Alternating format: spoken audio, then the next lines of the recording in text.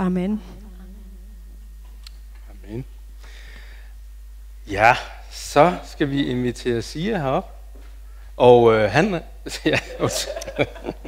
Hamid herop. Sia har lovet at hjælpe, jeg kan ikke snakke nu, med at tolke, fordi at det her med, når man sådan skal, tale om det, der ligger helt inde, så er det altså nogle gange nemmest at gøre det på sit eget modersmål. Og derfor så vil Sia gerne gøre det på farsi. Hvad? Hamid? Ja, jeg tror... Ja. Det er dejligt, I er her. Hamid og Sia og... Ja, lige præcis. Vi håber, det går bedre, når I får mikrofonen her. Men tusind tak, fordi at du vil dele af dit liv. Og det som Hamid primært gør, det er jo at dele det med nogen, han kender i forvejen, og som kendte ham, inden han blev en kristen. Når jeg siger noget bagefter, så snakker vi om nogen, vi ikke kender, vi deler det med. Så bare lige så I har sådan en opdeling her. Men tusind tak, fordi at du vil give dit liv og inspirere os. Virker lidt, jo. Men jeg vil sige, altså det er bedre, hvis du siger det på dansk, og jeg siger det på farsi. Ja.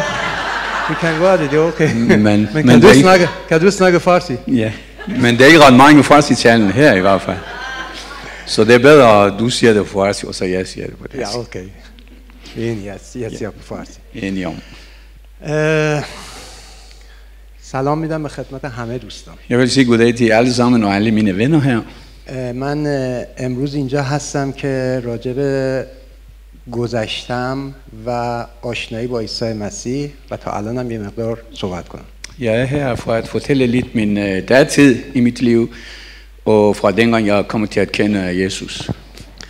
البته که من قبلا توی همین کلیسا برای همه دوستان صحبت کردم و تا حدودی با گذشته من آشنا هستم. Nogle af jer der kender min datid, fordi jeg har før vidnesbyrde om mit liv, men nu gør det jeg igen på nyt.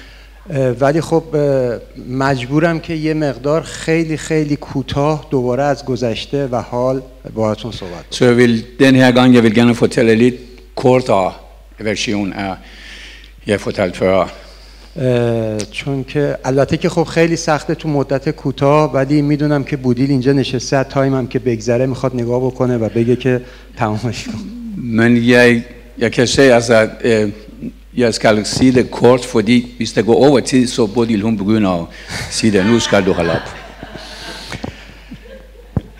بله من همونطوری که میدونید بهتون گفتم سالهای زیادی تو سیاهی زندگی میکردم. Jeg har også sagt før i min datid i mit liv, det var helt jeg levede i mørke perioder jeg har levet. زندگی آشفته‌ای داشتم، ناامید بودم. Jeg var meget forvirret og jeg var meget uden håb til fremtiden. خانواده‌مو از دست داده بودم، شخصیتمو از دست داده بودم. Jeg faktisk forladt min selve personlighed. Jeg forladt min familie, jeg forladt min personlighed. ارتباطات خوبی نداشتم، یعنی افرادی که باهاشون ارتباط داشتم کسای خوبی، آدمای با شخصیت خوبی نبودن. Altså min omkreds, venner og bekendte, de var ikke så hvad kan man sige, altså ordentlige mennesker, altså. سالهای زیادی توی زندان بودم به خاطر جرمایی که انجام میدادم. Mange af de forseelser jeg har begået, jeg kom sat ind i fængsel og så. و نهایتاً اینکه به خاطر اون ناامیدی، آشفتگی و سیاهی زندگی اقدام به خودکشی کردم. Jeg har valgt på det tidspunkt, jeg ville faktisk tage mit eget liv. begå selvmord. به اتفاق گفتم قبلا اینجا، به اتفاق دو تا دیگه از دوستانم که با خودم 3 نفر میشدیم. Jeg har også sagt før, sammen med 2 andre af mine venner, med mig selv, vi var 3 personer som. از زندگیم خیلی خسته بودم. Jeg var meget træt af mit liv. دیگه نمیدونستم چی کار باید بکنم. Jeg vidste ikke, hvad jeg skal gøre. با هم دیگه تصمیم گرفتیم که اقدام به خودکشی بکنیم و مواد مخدر زیادی مصرف کنیم. Og faktisk vi var 3, vi besluttede at begå selvmord med masser af narkotika. منتها این فقط من بودم که شانس یک بار دیگه زندگی رو داشتم. 2 دوستام جونشون اون شب از دست دادن. Men de 2 andre venner, som vi har været selv og besluttet det ting, de er faktisk døde. Men jeg fik en chance til at overleve igen. و این خیلی دردآوره، خیلی سخته. Det var meget sorgeligt, at jeg mistede de 2 venner. خیلی واسم سخته و خیلی خوشحالم که خداوند یک بار دیگه شانس زندگی رو به من داد. Det var rigtig hårdt for mig. Det gik rigtig hårdt på mig. Men jeg er meget glad for, at Gud har givet mig en anden chance til at leve. و این شانس به خاطر این بود که اون برای من برنامه‌ریزی داره. Den chance, det var noget, at han havde faktisk en plan for mig. حالا از این قسمت بگذریم و این زندگی من همینطوری ادامه داشته. Og så det begyndte bare sådan mit liv. تا اینکه یک بار دیگه من خیلی بازم خسته budam و از خداوند با دلم با قلبم درخواست کردم که خدایا تمومش کن. Så gik det den episode der, og så efter det på et andet tidspunkt i mit liv, kom der en tidspunkt, som jeg bad Gud at gøre færdig med mit liv. زمانی که من این درخواست از خداوند کردم که تمومش کن، من دقیقاً منظورم این بود که جون منو بگیر، من دیگه نمیخوام زنده باشم. Præcis, jeg sagde til Gud at tage mit liv, jeg kan ikke klare det mere. و اونجا بود که جرقه شکوفایی خداوند تو زندگی من خودشو نشون داد. Det var faktisk der på det tidspunkt, som jeg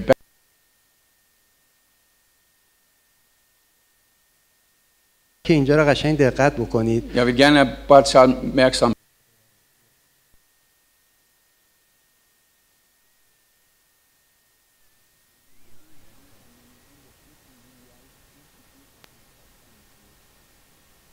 اون گفت باشه.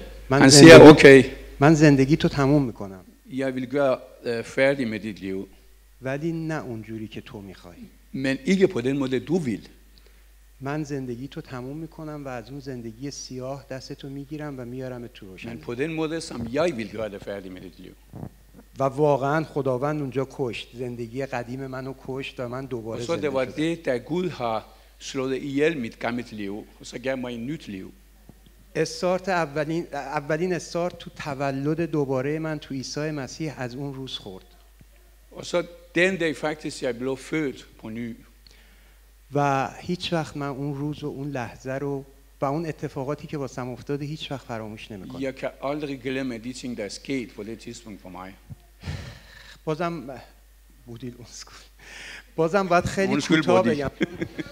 چون که به خاطر اینکه من اینا خیلی اتفاق افتاد که همدیگه همش ربط داشت که من الان اینجا باشم و کنار شما باشم. Alle de ting der er sket i mit liv, det var faktisk hængende sammen. At jeg står her nu.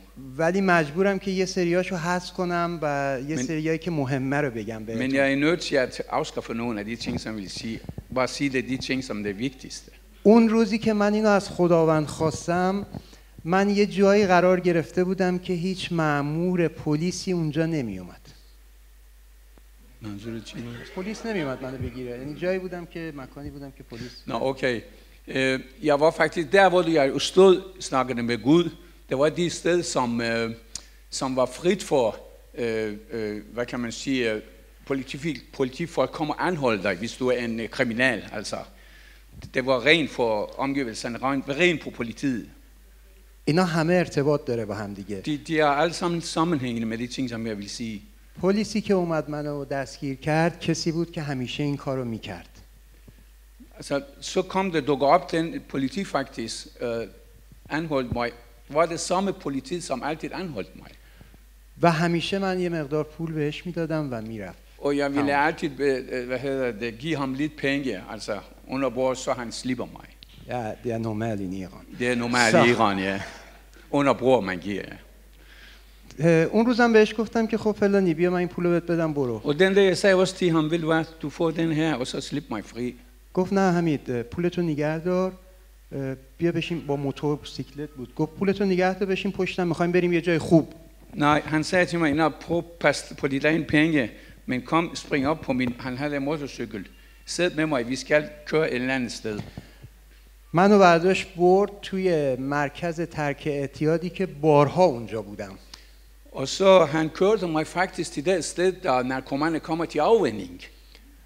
و اونا همه منو میشناختن. Og alle dem, der kendte mig faktisk. رئیس اون مرکز از دوستان من بود.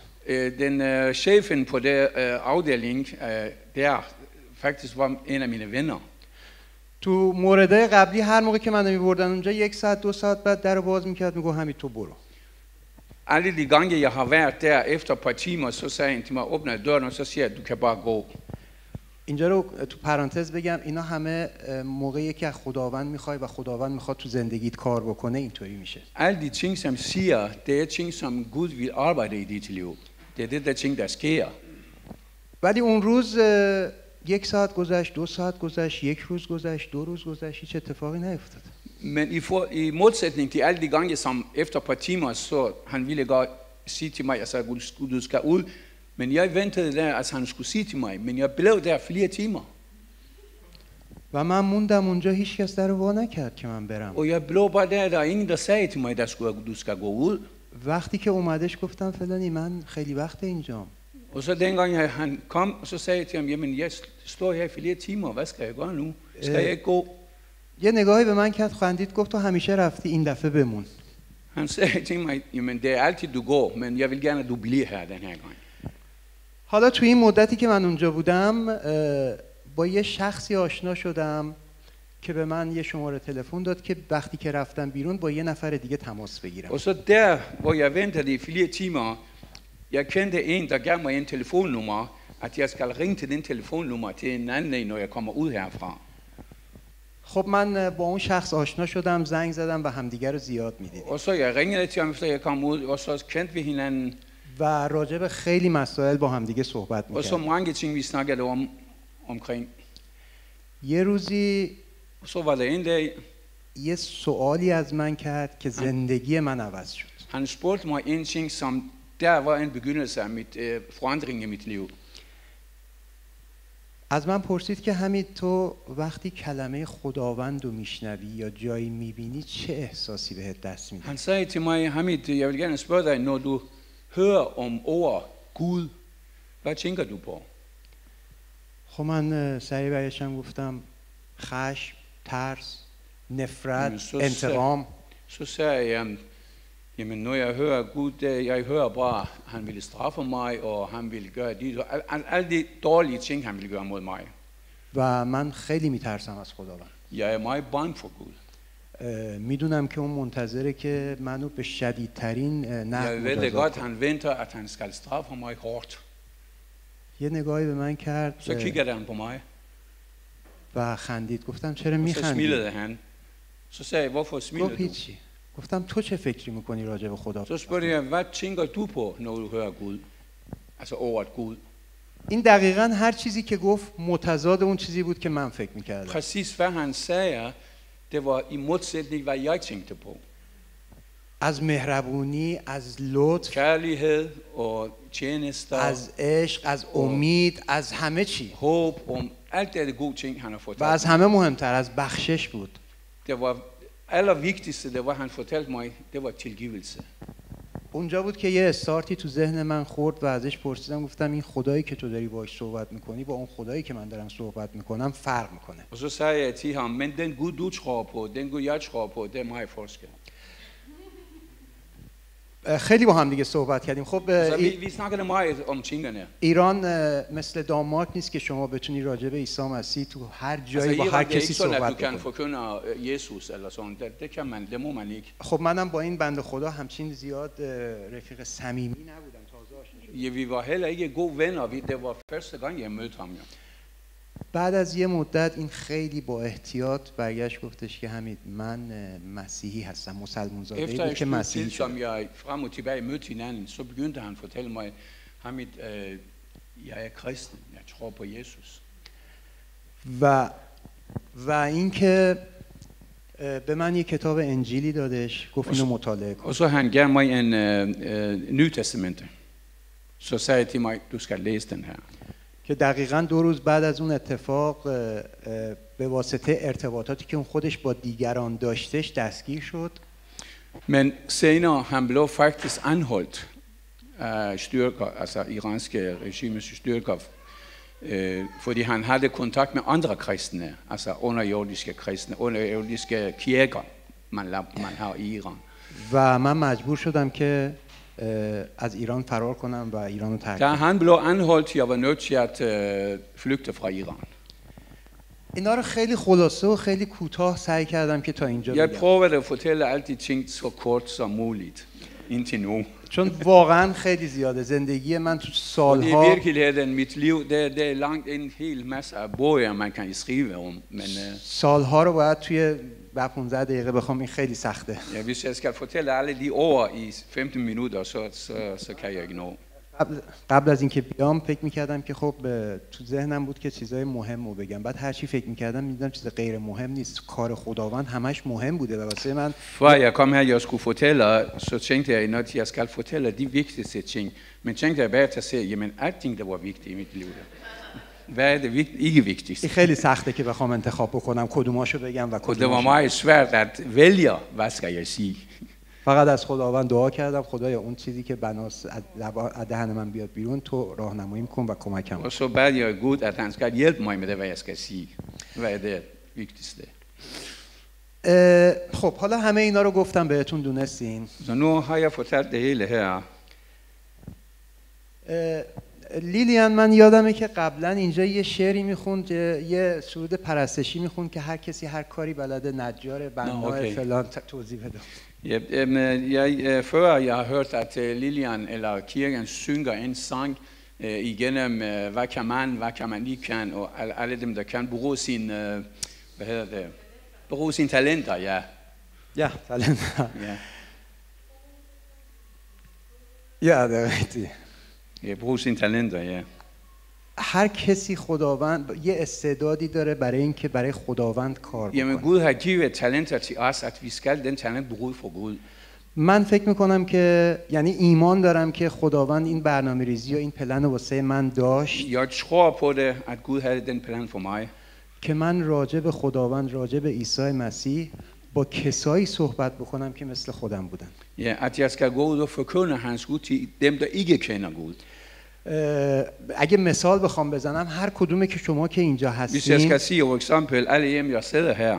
اگر بخواید با یه آدم خلافکار، معتاد، قاچاق فروش، دزد همه چی Hvis I skal snakke til en kriminal om Gud, بخواید صحبت کنید، خیلی بعید میدونم که حرفتون رو بخواد قبول بکنه. jeg tror ikke på det, at de vil acceptere jer, hvis I begynder at fortælle om Jesus til en kriminal.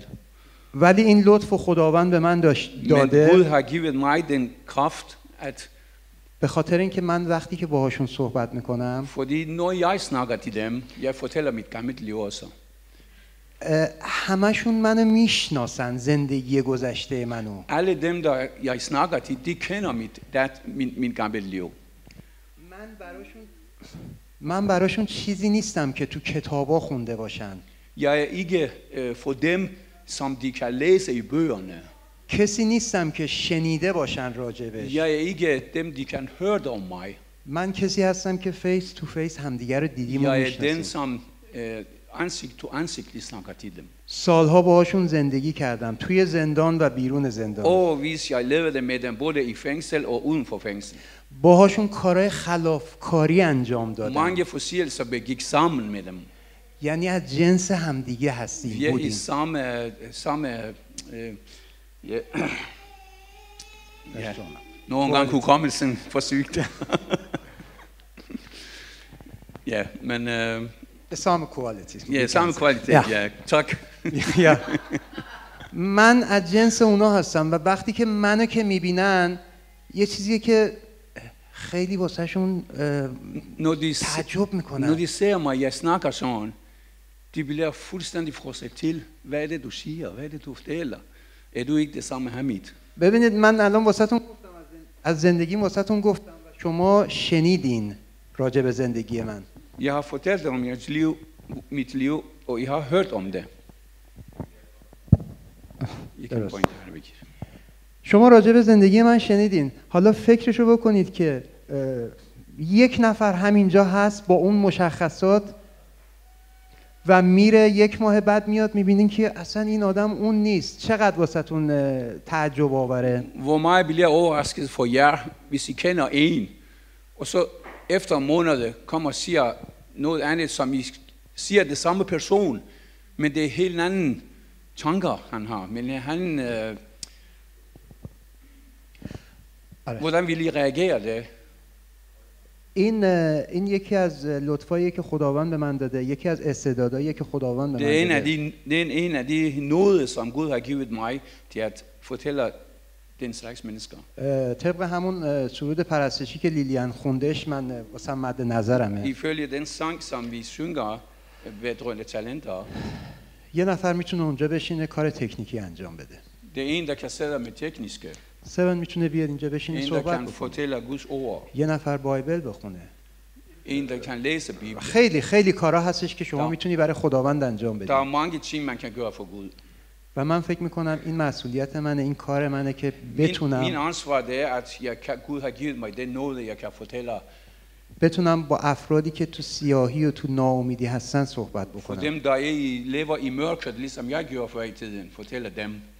و باید بهشون نشون بدم و باید بهشون بفهمونم که چرا زندگی من عوض شده. Jeg skal få dem til at forstå, hvorfor mit liv blev ændret. حالا اینم یه قسمتشو من وقتی باهاشون ویدیو کال، خب من هر هفته ویدیو کال دارم، یه گروهی داریم صحبت میکنیم راجع به خداوند صحبت میکنیم. Vi har sådan en video call, altså vi snakker med mange omkring. راجع به خداوند صحبت میکنیم، راجع به عیسی مسیح صحبت میکنیم. حالا یه وقتی از من میپرسن که حمید چه اتفاقی تو زندگی تو افتاد، توی دانمارک چه اتفاقی افتاد، قرصی، دارویی، فلان چیزی مصرف کردی؟ Nogle gange de spørger mig så hvad er det der skete i dit liv i Danmark? Tager du nogle piller eller hvad gør du? حالا منم به شوخی میگم آره اینجا یه قرصایی هست که شما بخوری حالت خوب میشه، همه چی درست میشه. Ja, så siger jeg til dem, ja, vi bruger nogle piller, som hvis I tager det, så får de bedre. ولی معمولا من با همون سوال بزرگی که زندگی خودم رو عوض کرد همیشه شروع میکنم، چون رو من خیلی تاثیر گذاشت. Men jeg begynder altid med det kæmpe store spørgsmål, som ændrede mit liv. و ازشون میپرسم دوباره و دوباره Så spørger jeg dem igen og igen. شما نظرتون راجع به خداوند، کلمه خداوند، وجود خداوند چیه؟ Den spørgsmål, som min ven stillede til mig, så stiller jeg også til dem. Hvad tror I, når I hører Guds ord? و دقیقاً میشنوم چیزایی رو که من میگفتم. Og så præcis jeg hører, hvad før jeg svarede på det spørgsmål. و این نشون میده که چقدر ما نزدیک هم بودیم، شبیه هم دیگه فکر میکنیم، راجع به خداوند میکردیم. Og det betyder, at vi tænker alle sammen meget om én ting om Gud, og det er kærlighed.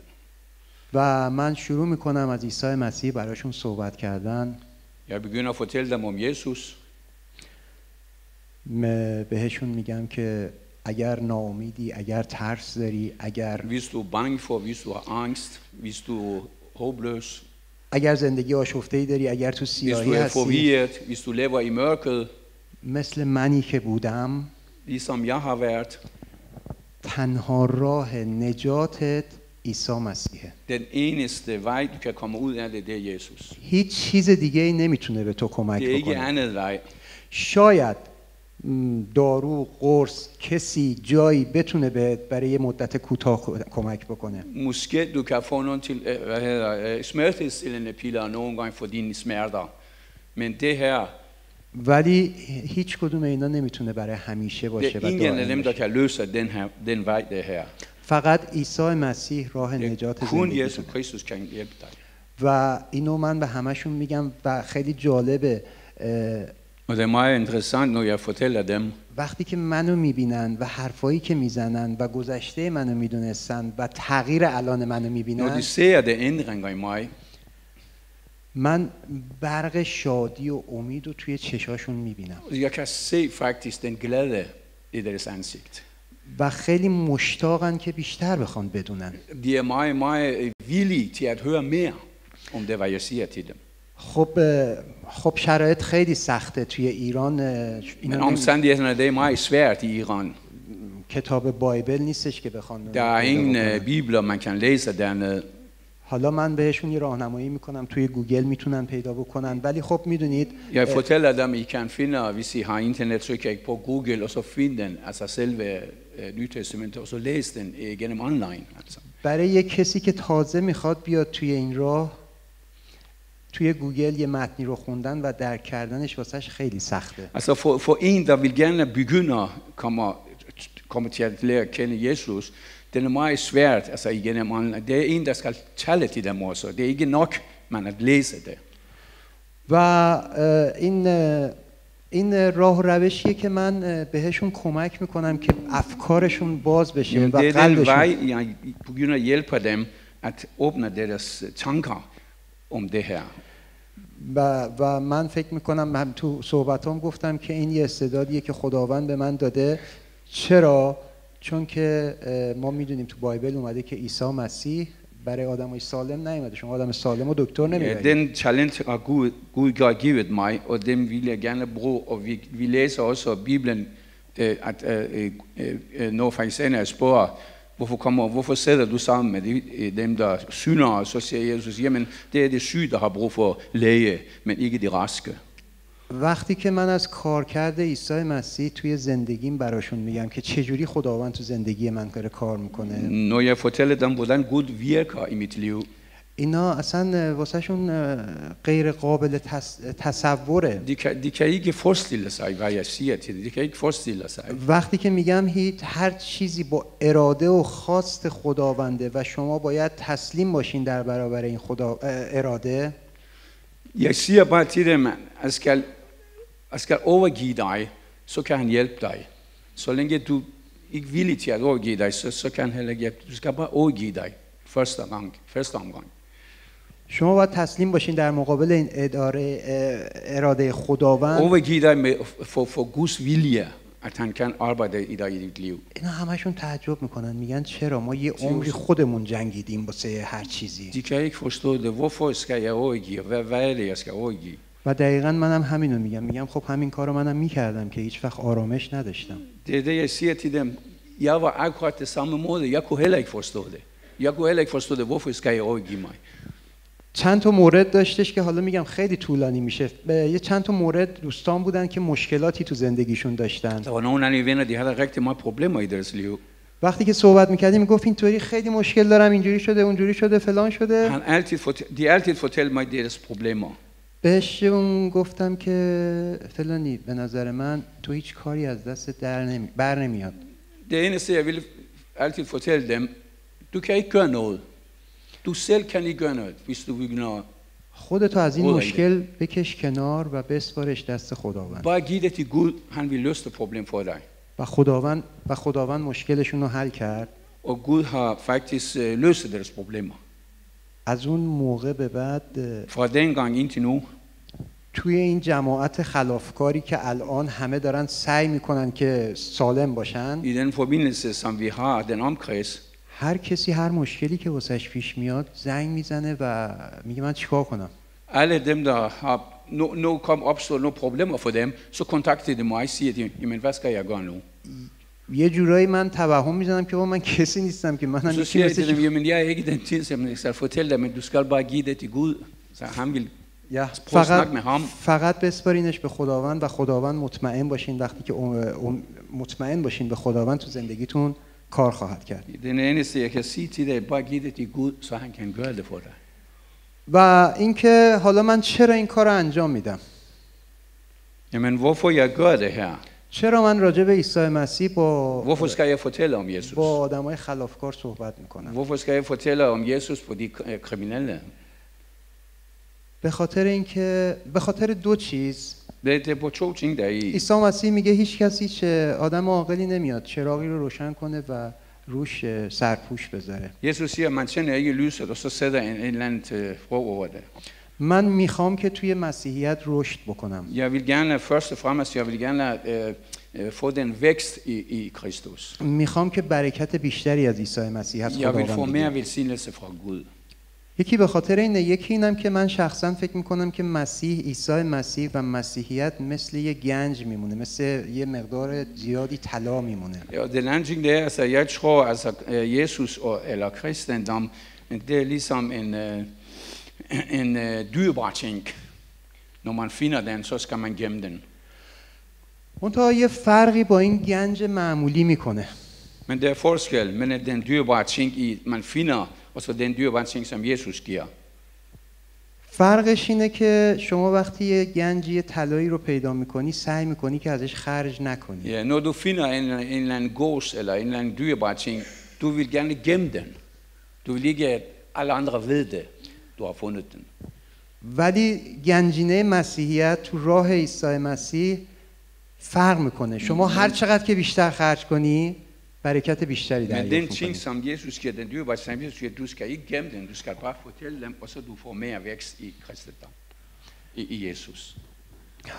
من دیگه یواش یواش میخوام حرفامو جمعش Så بکنم lige så ببندم. stille, jeg vil afslutte det her. فقط میخواستم بگم که من خیلی خوشحالم از اینکه امروز یه مسیحی هستم. I det sidste, jeg vil sige, altså jeg er meget glad, at jeg kom til at kende Jesus.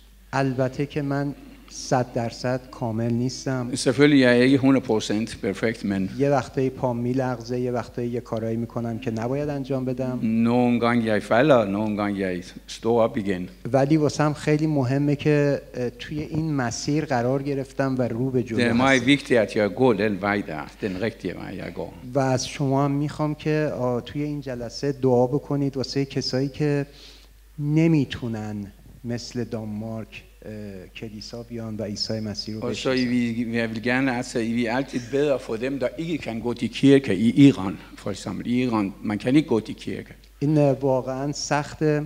Det er meget svært. و اون دوستی که من اصلا از اون چند ساله که ازش خبر ندارم اولین کتاب انجیل رو به من داد.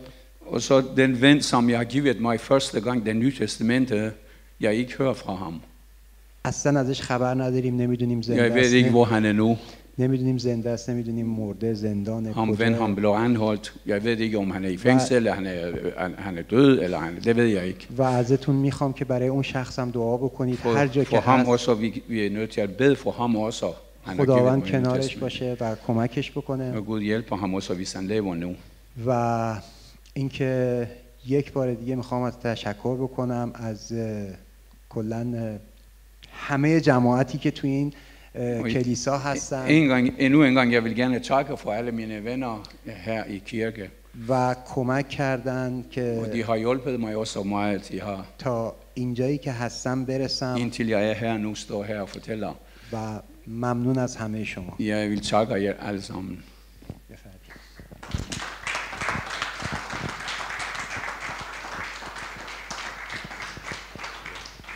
Har han overholdt tiden, Odil? Var det for meget, Rudi? Nej. Det var godt. Tusind tak skal I have, begge to.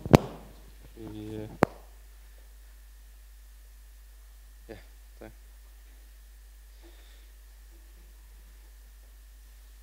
Er det ikke lidt fantastisk? Og sikke en forskel. Før var der mørke, der var afhængighed, der var selvmordstanker, og nu sidder du her med en skøn kone og en dejlig søn, og har arbejde og lever et helt andet liv. Fordi der var en, der fortalte dig om Jesus.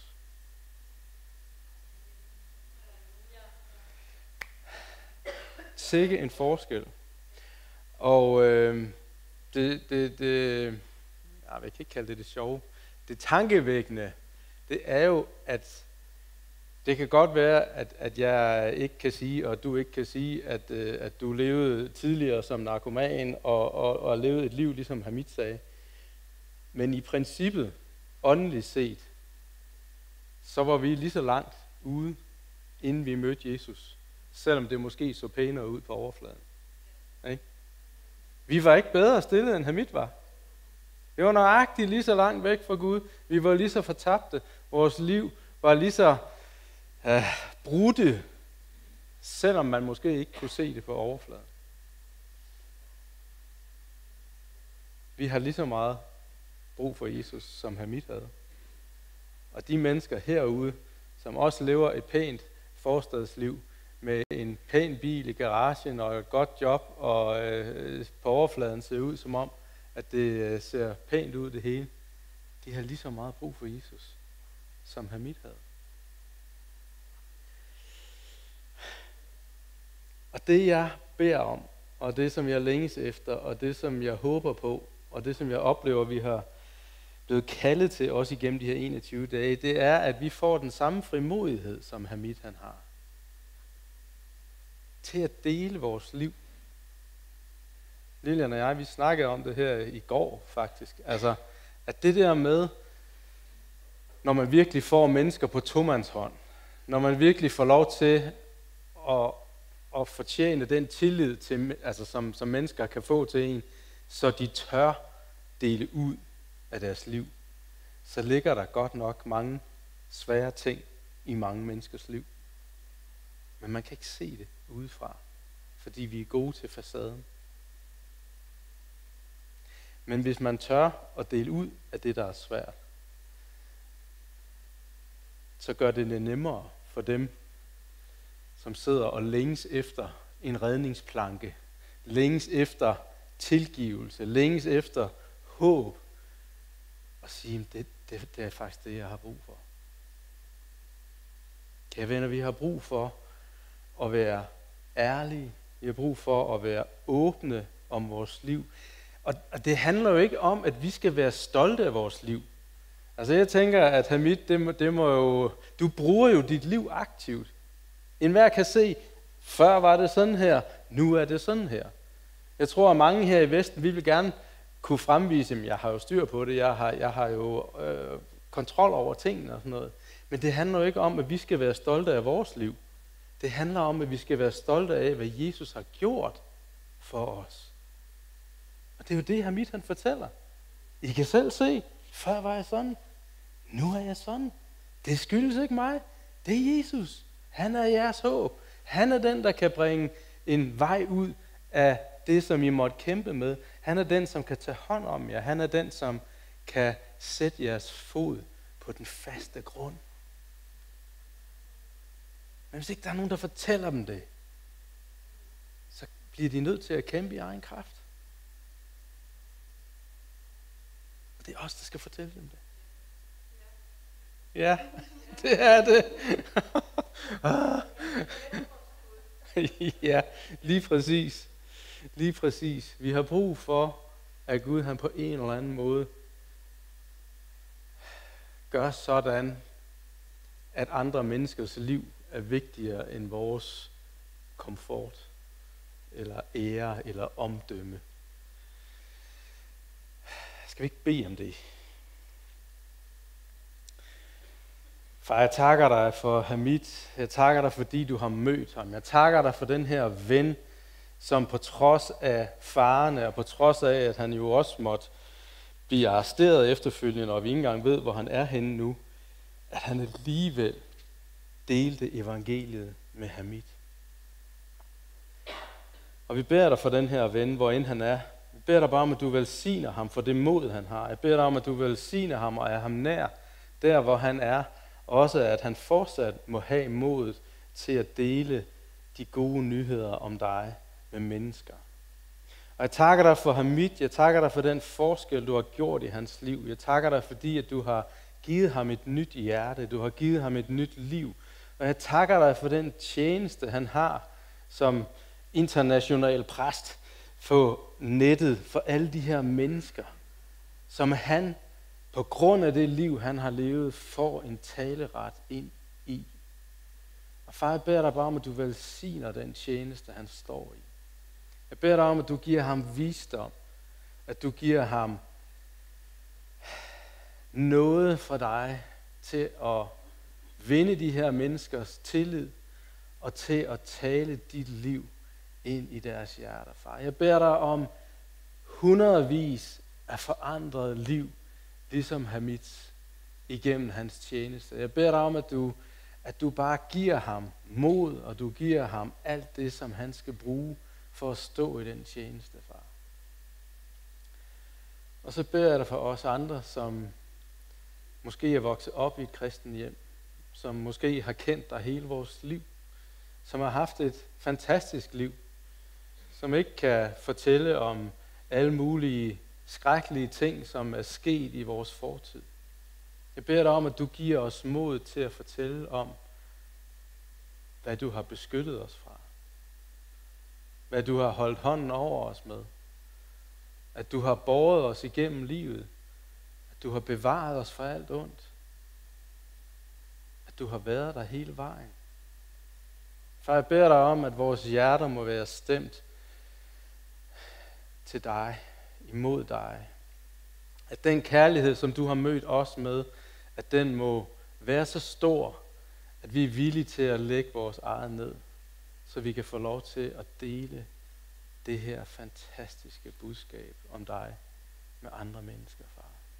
Vi beder dig om, som vi har gjort før i år, at 2024, det må blive året, hvor vi får lov at se mennesker give deres liv til dig. At vi får lov til at se mennesker sidde på kirkebænken og til kaffe inde i caféen derinde, som vi aldrig har set før, men som har mødt dig, og som ønsker at lære dig bedre at kende. Far, jeg beder dig om, at du vil bruge os som menighed til at være det her fyrtårn, som kan møde mennesker uanset hvor de er henne på rejsen med dig, og så hjælpe dem videre på rejsen, tættere på dig, længere ind i din kærlige favn, længere ind i den frihed, som du har købt til os alle sammen. Far, jeg beder dig bare om, at du vil åbne din himmel over Thisted og Thy og Mors, far, at dit navn skal nævnes over alle de her mennesker, som har lige så meget brug for at møde dig, som Hamid han havde. Fordi du er lyset i mørken. Du er den, der løsner lænkerne, som vi er bundet af. Du er den, som er livets kilde, far. Kom, Helligånd, og rør ved vores hjerter.